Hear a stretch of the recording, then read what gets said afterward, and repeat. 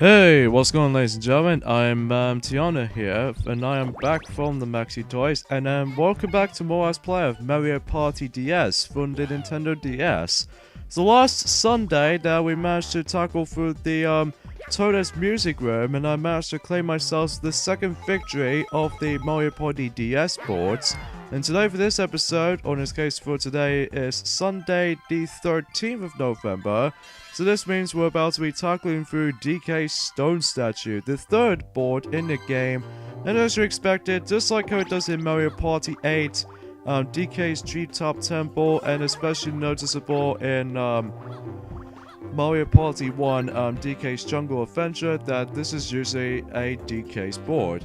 And as you expected, though, there's not going to be a DK space, and also the likes of Mario Party 9's DK's Jungle Ruins. But except in DK's Jungle Ruins, that board is actually a lot more shorter than this, because of the fact that it's all in linear path. In fact, for this board's gimmick, though, is the fact. What? I can't believe he actually got that by the first turn. Jeez, it's been like Mario Party 3, Spiny Desert all over again. Jeez. Could be more like a kind of think about it, but anyway. So this board is, gimmick-wise, is that it feels as some sort of like a mishmash between, to me, there's sort of like a mishmash between, first square from Mario Party 6, because you have to deal with the coins and a star mechanic, and as well as the board itself from, somewhat similar to Begonia Peak from Mario Party 7 and Goomba's Booty Boardwalk in Mario Party 8. But except the noticeable difference is that they're just trying to mash things up together, and they're just trying to make it as a DK Stone Statue. So I'll talk more into that, but here you have a new minigame, Double Vision. You and your partner share tracing duties as you recreate an image. Trace only lines that match your color, your own points for good tracing. You can trace more accurately to get more points by going slowly, but if you go too slowly, you may not finish in time and your score will be lower. So you have to be more likely just to be accurate with your stylus penciling stuff. So in fact, I'm going to be just drawing the outline of where the blue, or it's the exact same color where I was, so even then I have to draw the blue outline. So yeah, that's basically how this minigame works out to be. So yeah, as for the opponents in this board this time around though, is that the fact that even though we've saw Mario and Daisy from Toad's Music Room already, but the returning players we're about to be using is the, obviously, Toad can be a computer opponent this time, because in this board, I will be using Wario for this board. Even though, as for Yoshi though, however, I probably should save Yoshi for the next board, so hopefully I can play as him until the next board. But not now though, because we're just about to be, you know, playing through DK's Stone Statue. So, yeah, this board seems more likely a standard board to begin with, even though it's a bit of a linear pathway, or in this case a linear board. But the fact is, it's just the fact that how much of the fact that yeah, it's basically like how it does in Peculiar Peak, but except unlike Peculiar Peak and even Goomba's Booty Boardwalk, this board is actually a lot more shorter than the ones in Peculiar Peak and Goomba's Booty Boardwalk. Although funny thing is that if you actually come across into those bunch of happening spaces, they can potentially try to help you at certain points that this board has to offer. Like, there's actually one instance of that one happening space. Although, before I actually get to that, I just need to place one of my hex traps on here. Okay, so I'll get a 9. So, take for instance, if I actually go this way, and that way it will actually give me the chance to actually land on this happening space. It's a little bit random for that event, because if you actually get right near to the coffin, this either can actually blow you back in the level, or in this case, blow you into the end of the level. So, in this case, the end of the board. Which, luckily for me, I managed to get to the end of the board itself, which is kind of cool and convenient. So, yeah. Okay, Soil Toil again. So we played this before, so even then, we pretty much know how do we expect it for this minigame offers. So yeah, today was actually, again, the 13th of November today, and the reason being for that is because, recently during today, or in this case, 2 days ago, is the fact that, recently they managed to now release the Nintendo Entertainment System mini formation, which is kind of cool by the looks of it. But the only thing is though is the fact that you can't actually use cartridges, or in this case the actual NES cartridges to begin with. And secondly, the fact that the NES Mini Classic Mini is the fact that you can actually use the HDMI cable on that particular system this time, as opposed to the one audio channel, or for that matter, you know, back in the old days when you get the Nintendo Entertainment System to begin with, but there was actually a one audio channel to actually just to get with the system itself. But this time, however, that it's more likely just a little bit of a built-in type of scenarios that you can get like 30 games in one scenario, just like how it does it for the cheap knockoff consoles for the built-in games in one. But even then though, that it's probably much more conveniently and better, I find, through anyway. So as far as the another releases just goes, even then though, that unfortunately though, whenever when I looked up on the new copy, or in this case the brand new version of the Nintendo Entertainment System, more likely the HDMI cables and all that, etc. Unfortunately though, just like how it does in the you know what, back in 2014, that whenever I think that Nintendo GameCube adapter back in 2014, alongside with Super Smash Bros. For the Nintendo Wii U, managed to launch it along with it. Unfortunately though, it can get expensive back in the day in 2014. But I think every now and then it'll start to get even much more cheaper now, as far as the getting the Nintendo GameCube adapter sold separately, which that's a kind of a good thing for my part. But even though I've already got one from as a part of the Wii U and a PC version, like, you know, there was actually I flipped a switch from that Wii U mode into PC mode. So yeah, that's kind of interesting. For so much for that. It might be really handy for me if I actually trying to deal with more likely playing Super Mario Sunshine HD version, although I haven't exactly downloaded that yet. But even then though, it might take a bit of time for me to install everything throughout the how to use the GameCube controller and stuff, like usually this happens. And thankfully for me, I managed to win the you know, the minigame called the Shuffleboard Showdown. But even then though, yeah. However though, whenever I did check on the price though from my Nintendo Classic Mini, in this case Nintendo Entertainment System electronic games, that unfortunately though, the price is getting a little bit ridiculous into 130, which is a bit more expensive kind of thing about, I find. Because I think that it's mostly due to the fact that they got a lot of pre-orders from that particular software. So unfortunately though, I don't think I can get that system until now, because obviously it's getting a little bit more expensive and stuff, like usually that's like this happens. At least from my experience anyway. But I was hoping until next year it will just start to drop price a little bit. So yeah, as far as I was going to be hoping for that until now.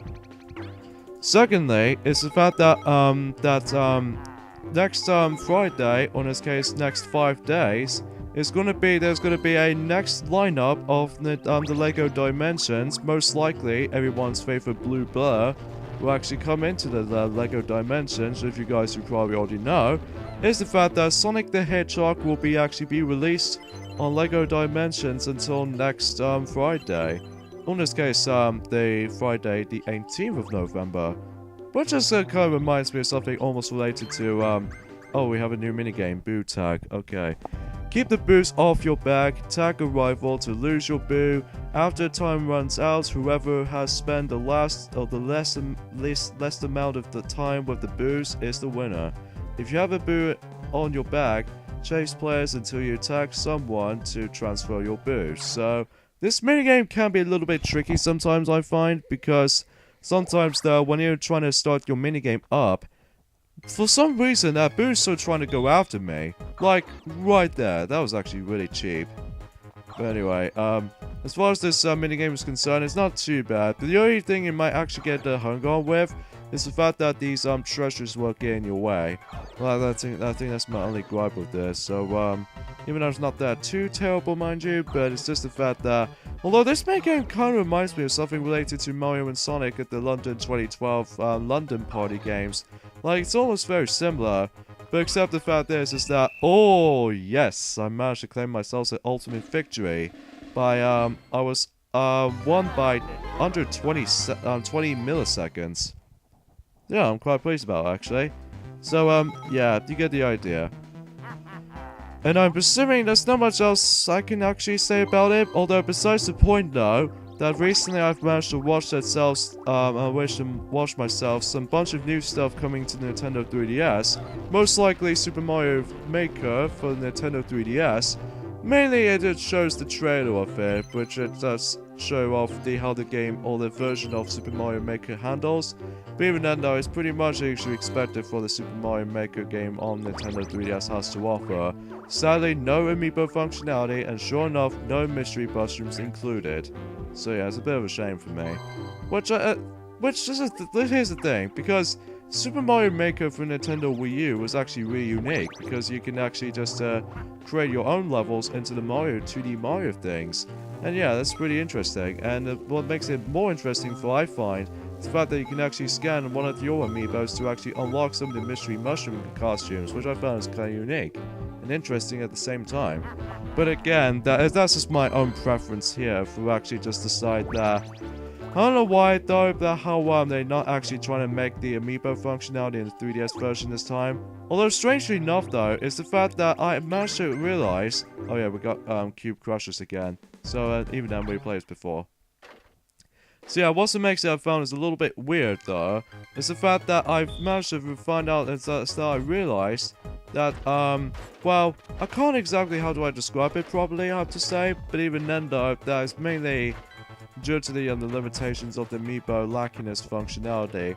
I think it's also the same that happens to my copy of Hyrule Warriors Legends for Nintendo 3DS. Whenever I purchase myself my 3DS XL at the moment, and then when I played it for my own time, but then for some reason that it won't allow me to use the amiibo function, unless if you actually be using new Nintendo 3DS models, specifically the original model and even the XL version included.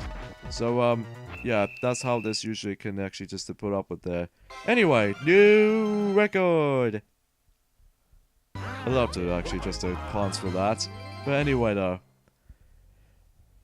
So yeah, not much else to say about it, and besides the point though that, you know, as far as I watched the Japanese overview trailer of Super Mario Maker, that everything else to be expected as what's shown on Nintendo Direct during the 1st of September, so, you know, you get the idea.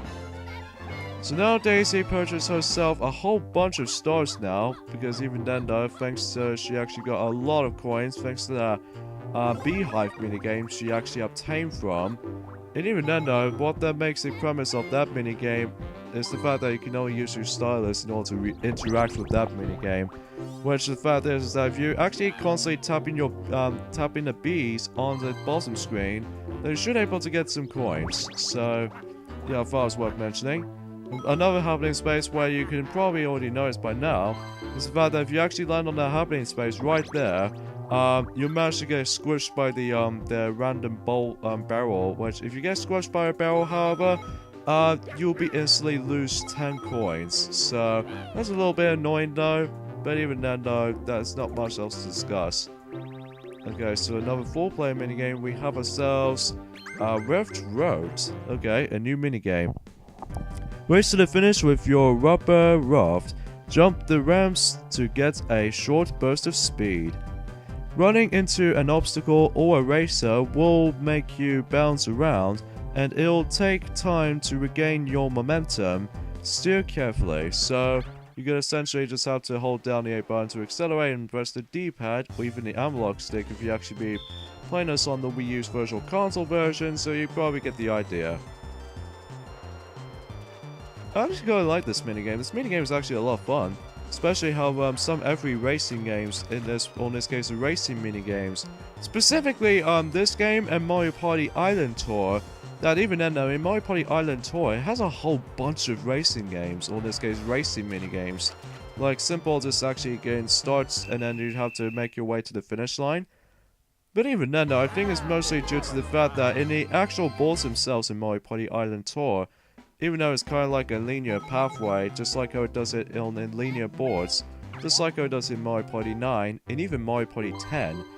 Although, despite the fact that you're not actually dealing with a car in Mario Party Island Tour, well, in Mario Party 9 and 10 that you did.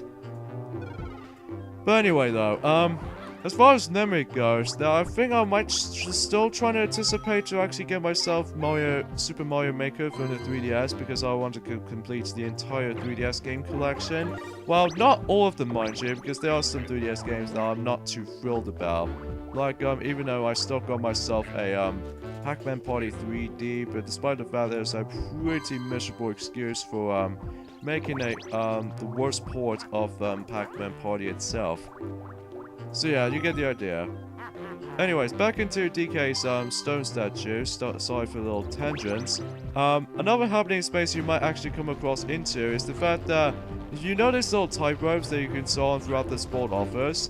The most annoying one out of all is probably nearly the end, because sometimes if you accidentally land onto that happening space, you go all the way back into that certain point of the board. And that really takes me off at most parts of whenever I did multiple playthroughs of this board. And that's my only gripe I have with the board itself.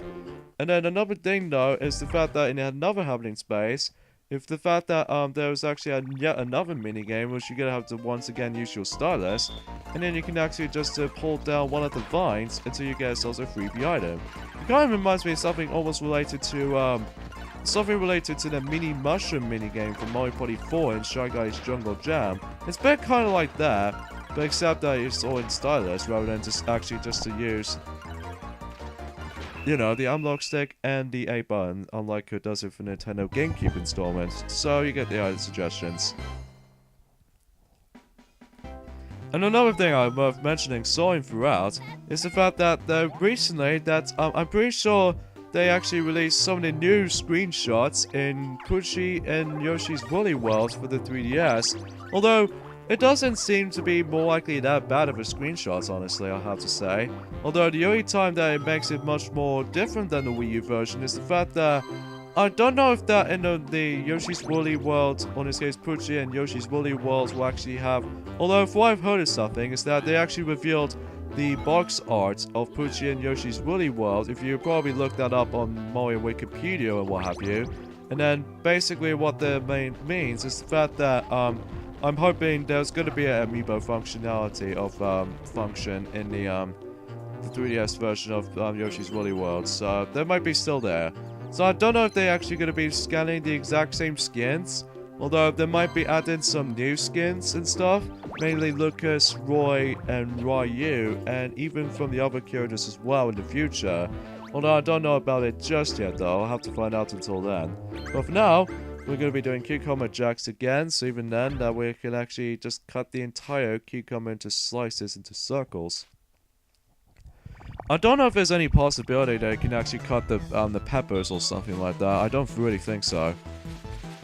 Even though I'm doing really bad at it, because sometimes that I have to like cut in half in them most of the time, and sometimes I have to cut into a hole. Even then, that's kind of tricky at first with this setup.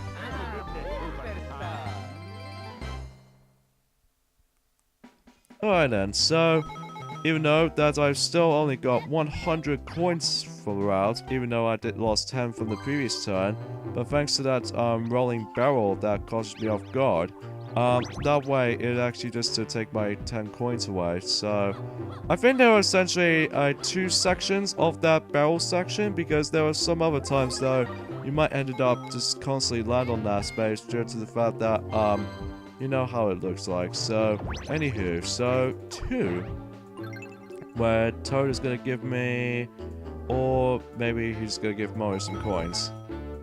Let's try something. Oh yeah, because you know Mario was really low on coins until at the moment, but even then though, I probably need to catch up for the start until that point. Oh come on, really? I need more numbers than that, thank you. I mean, jeez. I was hoping if I actually just, you know, although again, as I think I've already mentioned this before in Wiggler's Garden, I don't know if I actually get a possibility to actually get the best run of Mario Party DS board playthroughs. But even then, I was hoping if I actually don't get any mistakes and stuff. Even then, though, although I'll definitely, you know, try my best to win all of the boards. Although there won't be 100% guarantee information. So, although grantedly though, in Mario Party 3, that Sonic managed to win all the boards, including Chip managed to win all the boards in Mario Party 4, and then recently, although I'll talk more into the big board victories until later. New minigame, Sweet Shriv. Give Shy Guy the candy he curves. Drag the correct candy out of the dish, then drop it from in front of the Shy Guy. Study the dish selection closely before you select a candy. You want to pick the correct ones, and many candies look similar. So, if one Shy Guy has a speech bubble as he's trying to ask you to grab one of the candies, that's how you're supposed to do here. So, yeah, pretty simple stuff.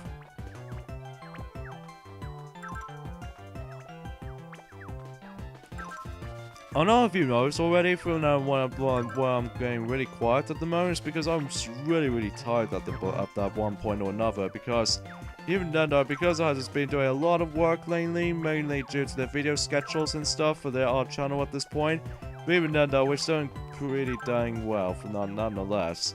So anyway though, so yeah, this minigame is pretty simple and self-explanatory. You just get out to keep an eye on the what candies you want to grab out, and then just trying to drag it onto the you know, the wooden part until you give it to the Shy Guy. So yeah, self-explanatory for the looks of it anyway. So yeah. Alright, for my next turn, I probably won't guarantee I'm not gonna go ahead and land on myself a question mark space at the very end of the board, because if I do, I'm gonna be seriously ticked off. However though, Daisy managed to land on that. Unfortunately though, she wasn't able to get herself the next star, or in this case her next star even, because due to the fact that she only has less amount of coins, and make it up for it, that she actually gets squished by a barrel yet again. Jeez, there's gonna be a lot of times that you might actually counter that event a lot, especially whenever I first managed to play this board, whenever I first got the game anyway. Well, granted, I wasn't born in 2007 because usually I was born in 2010, because you know, damn it! I spoke too soon on that. Shoot. Oh, that's gonna be really irritating for that part, but oh well. I'll just deal well with it, I suppose. But yeah, sometimes I might actually accidentally just, you know, just trying to land on that particular devil happening space at the top there, because if I manage to land on that, I have to go all the way pushed back. But even then, no, that's probably the stupidest thing in my part. Alright, so Tourmaline Terror, so we played this before, but except that, you know, why do I have to team up with Daisy? Although, granted, I don't mind Daisy in general, it's just have to, like, you know. Okay, time for blowing, so, you know.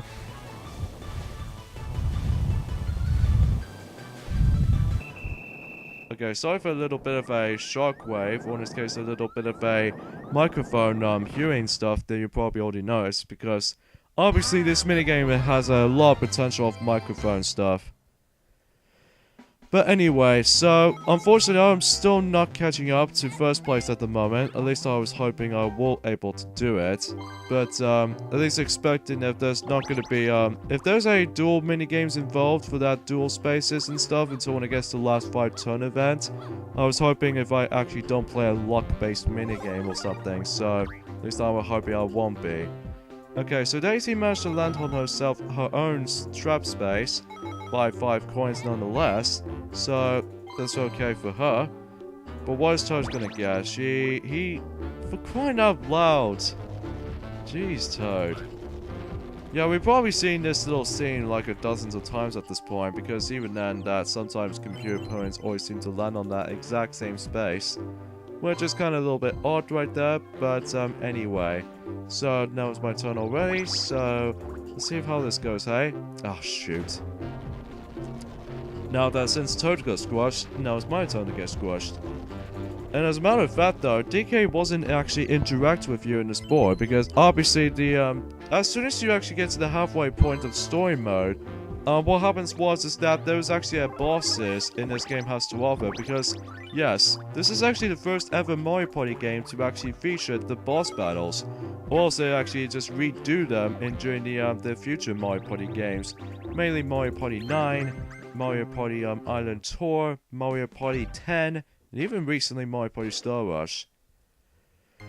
But however though, it might actually start to reuse some of the bosses every now and then from the previous games nowadays, because even then though, although I kind of wish it has more likely original boss fights rather than just actually having to sell some of the previous boss fights from the previous Mario Party games until now and then.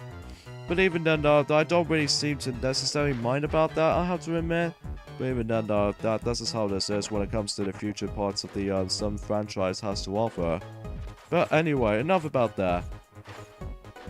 So yeah, whenever I looked up on the back into the Poochy and Yoshi's Woolly World, and the Nintendo 3DS port of Yoshi's Woolly World, that I managed to notice something is the fact that there's actually the Yon Yoshi customizable mode this time around. So even then, taking a note from the emblem from Mario Kart DS, it's the fact that you can actually create your own emblem in front of your cards, and even the logo itself and the actual the character icon above the character's head.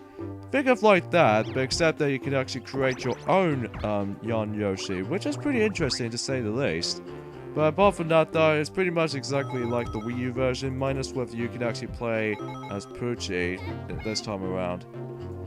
As well as some bunch of new features every now and then too, such as like Poochy babies and stuff. So yeah, that was worth mentioning. So you get the idea.